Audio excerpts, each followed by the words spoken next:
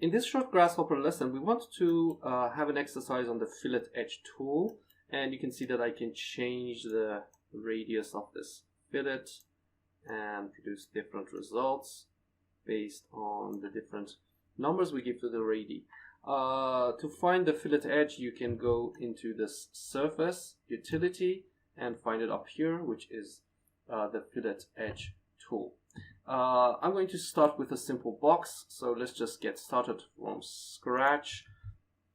Okay, let's start with a simple box. So I'm going to just draw a box here and use this one. Let's bring it in Grasshopper, Arms menu, and use this B-Rep tool. Let's put the Bartocles plugin.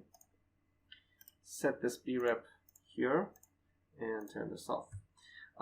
Okay, now what we have to do is to go to the surface and use this Fillet Edge tool.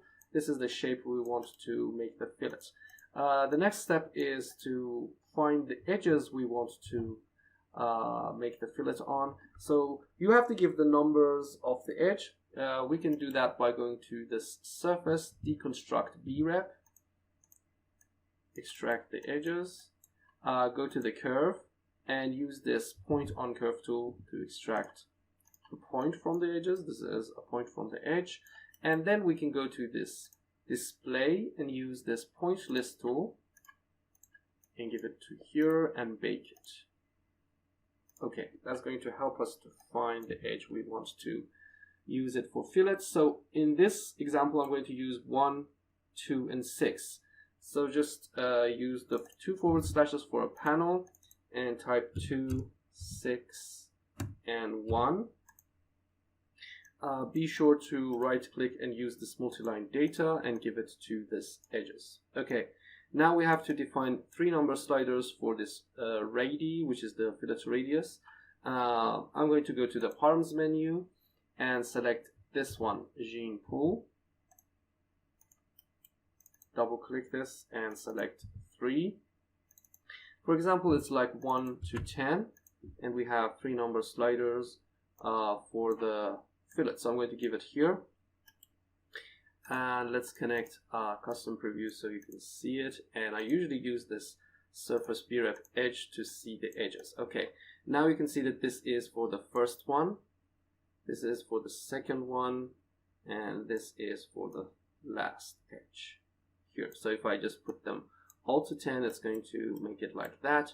Or if we want to have 2 small filletes and fillet edge and 1 for the first one, we can change that here. You can see it like this. Now we can change and play with some of the parameters we have.